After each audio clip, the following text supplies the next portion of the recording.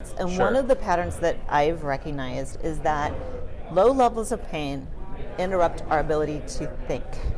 So our decision making becomes, really less precise. Okay. Our ability to just have the patience to observe a situation accurately. Sure. Yeah. So it's not so much that it was limiting my ability to do anything. It was just certainly making it harder, but more it was limiting my client's ability to really grow and perform. Okay.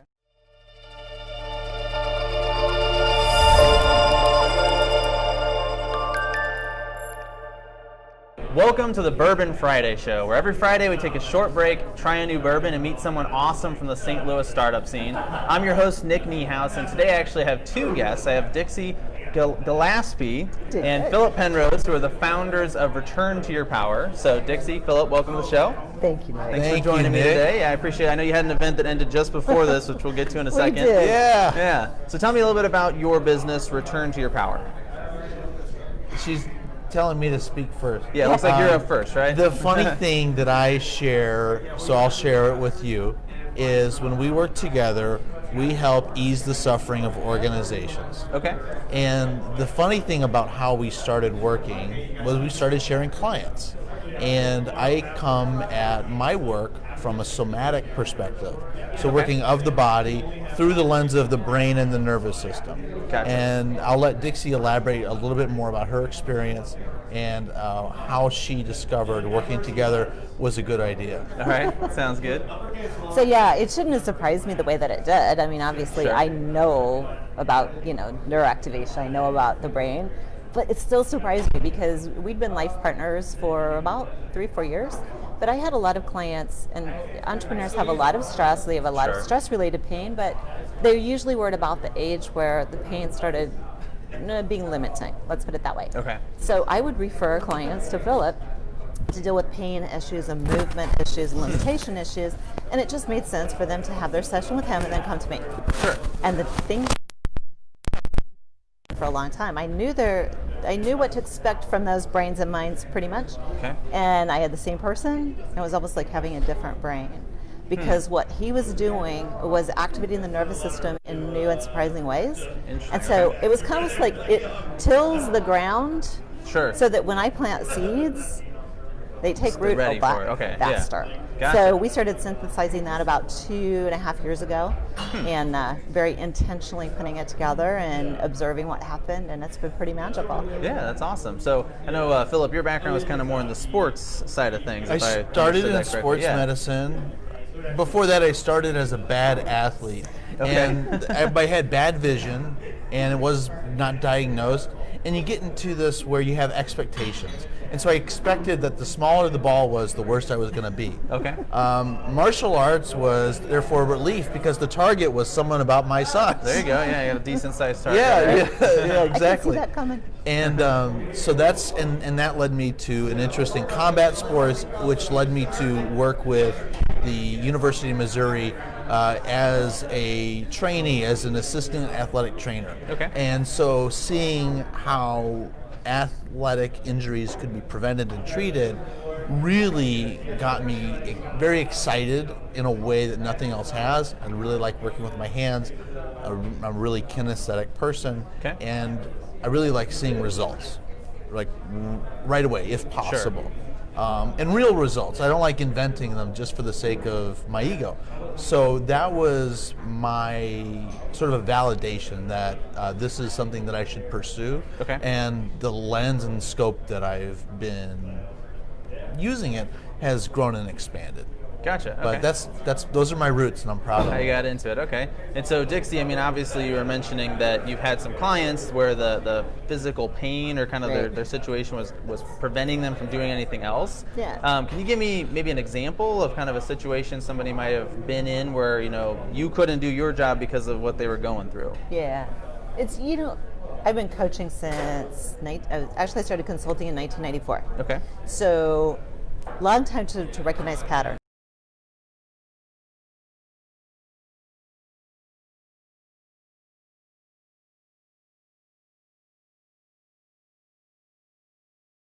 And Sure. one of the patterns that I've recognized is that low levels of pain interrupt our ability to think. So okay. our decision making becomes really less precise. Okay. Our ability to just how the patients to observe a situation accurately. Sure. Yeah. So it's not so much that it was limiting my ability to do anything. It was just certainly making it harder, but more it was limiting my client's ability to really grow and perform. It's Okay. really hard to perform at a high level of executive function when there's nagging pain, low Sure, level yeah. pain, and it's chronic, right? Oh, sure. So that's kind of what led me into involving Philip. It's also been kind of interesting to notice that as the brain changes, the body informs the brain informs the body. Actually, the brain is part of the body, but we won't go there. Sure. But a lot of times we talk about mindset change. Yeah. Well, of course, the mind is kind of the function of the brain, if you will. Okay. So as the brain body changes, the mind can change more easily, but also as the mind changes, the brain changes, which changes how it informs the body. And so it's really been an interesting thing to watch, that everything informs everything else. You improve one thing, and that whole loop just continues. Sure. Okay. Yeah. That makes a lot of sense. Well, we'll get into that a little bit further. So I think one of the things I like to talk about is you just got finished with this event over at Yeah. Kovo. You were telling us that a second ago. What was that event? Tell us about it, and what were some of the results you saw and the people you were working with? Wow. Well, today was the best one, and the Okay. whole 'Cause it was today. the whole Because it just happened, right? series, yeah. And we learned, and they were a month apart. Okay. It was the Optimize Your Brain series. So we started Optimize Your Brain for creativity, then Optimize Your Brain for performance, and the final one is Optimize Your Brain for leadership. Okay. And I'll give you a brief overview. It's optimize your brain, not optimizing a brain. So it's very much dealing with who the participants are that are in front of us. The whole thing was people that didn't necessarily work in the same company Okay. showed up, which was really exciting, because when it's one company who is a client that we're used to working with, you've got one objective or a series of patterns. But when you have people, whether they're entrepreneurs or whether they're entrepreneurs in their own company, and they want to stand out more and they want to transform some things, this was a good experience for them to show up. We were able to make it at a lower price point because we had a sponsor, Digital Strike, and we also worked with Legal GPS, and they helped make it available for a wider audience. Oh. And so that was really good testing ground for us and proving ground. And the leadership one, I'll let Dixie speak a little bit, just because she's got more actual experience being in leadership roles and working with people who are in leadership roles and transforming it. So this is my way of turning it to you. I see that. One of the things that's exciting to me about leadership right now is that the requirements are changing. Sure. Because the workforce is changing. So you think about who we were leading even 5 years ago, but certainly 10 years ago. Now we're leading really high performance, very specialized people. Sure, We're yeah. leading people who are very dependent on their brains, but also the level of emotional intelligence is also getting higher and higher because the business world's getting more complex and more nuanced. Okay. So, and you're seeing more and more workforces are made up of what we think of as knowledge workers. Sure. So it's not just about routine and process, you're leading innovation every day. Okay. And that requires a different kind of brain than just leading a process, changing processes, having Sure. that repetition and delegation and let's repeat it again, right? So iteration is a very different leadership challenge than innovation. Okay. Sure. So right now we're in a leadership challenge where innovation is the key, and that requires a really high performance brain Sure, for leaders, which is really exciting to me because I've been in that leadership thing for a long time. And what's now putting a demand on leaders is that they become a new version of themselves, which is really pretty exciting. And to be part of that is pretty exciting. So today we worked on both what Philip calls the IPO loop, which is a whole other thing, but it's the basic concept that we have information and basically all of this sensory ideation, conceptual input. Sure. So that's the I. Okay. Input comes in, we process, basically what the brain does. and then we have an output, which becomes now another input for yourself, Gotcha. for other people. So we really looked at that and how that plays into leadership decisions and leadership behaviors, and not only how you can optimize your own brain, how you can start to optimize everybody else's. Gotcha. Yeah, because your output's their input, That's obviously. right. In a lot Well, of even cases, in right? this interaction, your questions are your output and they're our input. We process and we.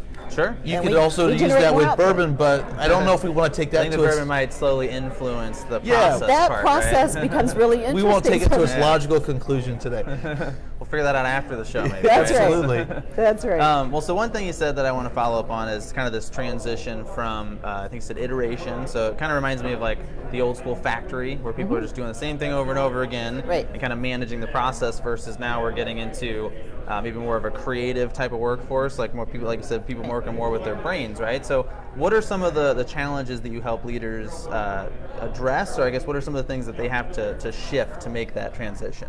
So like one of the things that we talked about today is in order to lead, you have to first see people. It can't Okay. be people in general do this, right? You look out and you Sure. go, well, here's this group of people in general. You have to really see people. You have to engage with their truth. Whatever they bring to the table today is truth. You actually have to engage with that. You have to, what was number 3? We have just taught for 4 hours. Oh, I get it, yeah, it's So exhausting, number right? 3 is escaping me right now. And number 4, I think, is probably the most important to leadership right now, because obviously there are some challenges in our times, especially in business, Sure. is that you have to give them a reason to believe. I always tell people, why would you follow anyone that makes you think you don't have a future? Yeah, that's So fair. part of leadership is, even if I don't feel like that person has a future in my organization, my job as a leader is to make sure that they feel like they have a future, Gotcha. right? And the third one is see what values you share. Right, share values. So it's Okay. see the person, and then you go through the whole process. As you go through the process, you and the other person are transformed. So you have to start over with seeing the person. And it's always this continued arrival to presence. Gotcha. Okay, that's very cool. So, as you're taking somebody through this process, teaching them these things, are there, give me some examples of are there exercises somebody should be going through, or how do they start to make that transition? What are some of the things you help them with? So we don't do a should do. Okay. We offer a toolbox, and especially during these workshops, we present a fairly wide toolbox that can be optimized literally for many different types of people and challenges. Cool, And then we okay. help them create a stack. Basically, like 2 or 3 things that they're going to stack together and repeat. They're going to create transformations. So today was the leadership activation stack. Okay. Everybody walked out with a stack of things, 2 or 3, very simple. This is what I'm going to focus on. But they have other tools that, as those tools become, they've hammered all the things they need to hammer, so to Sure, speak. sure. They've got that power drill in their back pocket that they can pull out and start practicing with that. Gotcha. So, it's all buildable. Sure. So there's always something to move on to as you kind of master that step, I guess you'd say. or- Exactly. Very cool. Okay. So are you finished with this? This is the third one, right? So you said there was 3 months of it. Yeah, so Well, kind of the exciting news has to do with EQ, actually. Yeah, okay. If we can talk Of about course, that a little yeah. bit. absolutely. So we had the pleasure of working and developing a relationship with Jonathan Allen, and we had some of the EQ members show up today, and they took the workshop. And it's always, when you have a team take it among other people, it's always fascinating. And it was interesting how everyone today, it was actually, we did less teaching each workshop. The closer we got to leadership, the more that it expanded beyond what we originally thought. And okay. in the sense that this workshop series is something that we're going to be teasing out in a more frequent and because a half-a-day workshop is a big demand, Sure. a big commit, and so we're taking what we learned from teaching it, and we're going to be working with EQ. Dixie, why don't you share? Since We're both I'm a in li- post, I'm trying to Right. softball it to you because I don't. And we're both kind of, when we combined our vision with Jonathan's vision for EQ, Sure. which is really about entrepreneurship, it's all under the same umbrella, right? It's Sure. this innovation and forward momentum and the ownership of what you're creating in the world. And he has such clear vision about that. Okay. And he said, how can we break this up and deliver this so that people can kind of do a drop in, drop out? So we're working on a concept for next year in partnership with EQ, who is one of the sponsors for these workshops, but to really partner with Jonathan and the team at EQ and come up with something that more people can experience in smaller bites. Oh, okay. And of course, we do this for internal teams. Sure. Typically, sales teams are the interdependent leadership teams of multiple departments, and that's always exciting. But to deliver it to the entrepreneur community downtown and get to do some small bite work, we're really buzzed about that. Yeah, you can probably cool. tell. So this is something more kind of intended for the startup community down here. Is kind of what you're going for, or? So think it's I just would startup. I'd say that St. Louis is embracing this sense of an ecosystem, of having an interconnected ecosystem. Sure. Startups are uniquely situated to take advantage, and if they don't, they're not going to really flourish in a way that they should. Being a startup allows you to take full advantage of an ecosystem in a way that a more fixed organization wouldn't.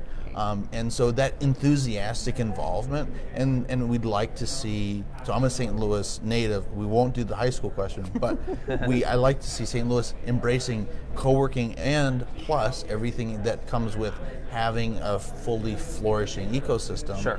I didn't move away from the city. I saw that the city was transforming, and I wanted to be a part of it. Yeah, so no, I know. It's extremely exciting. It is, yeah. The past 5 years even have been a complete kind of completely new approach to, I guess, to how the entrepreneurship, startups, like the whole kind of scene. It's was been developed, revolutionized, right? Yeah. and it's exciting. We're having a good identity crisis. Yeah, that's good, right? Well, it's That's exciting right. that you're going to be a part of that in a bigger sense, with EQ moving forward. So if somebody wants to get involved, do you have details yet in terms of what you're doing in combination with EQ? Is there somewhere they can sign up, or? The best thing to do really is just to subscribe to EQ and our newsletter, and just Facebook and just kind of stay tuned in, because we'll keep people posted. Keep an ear open. Yeah. Okay. There's a little layer of mystique over. That's fine. I like it. Mostly because we don't details to follow. Right. We will be sharing. I want to share definitely some of the tools that were the most. I want to share a little bit more about the IPO loop. This isn't an initial product offering, but it's a way to deconstruct complex social realities. Yeah. Very cool. Okay. So both of us obviously write for EQ. A couple of articles that we put out in relationship to this are probably helpful. Okay. So you can Search find for that. your names on just EQ. search for Return to Your Power. It's all tagged. Okay. So Very just cool. search for Return to Your Power on EQ, and we'll keep processing what we've learned from these workshops and putting that out as content. So that's an easy way to kind of find out what's going on. Yeah, it sounds good. And I think you mentioned signing up for your email newsletter.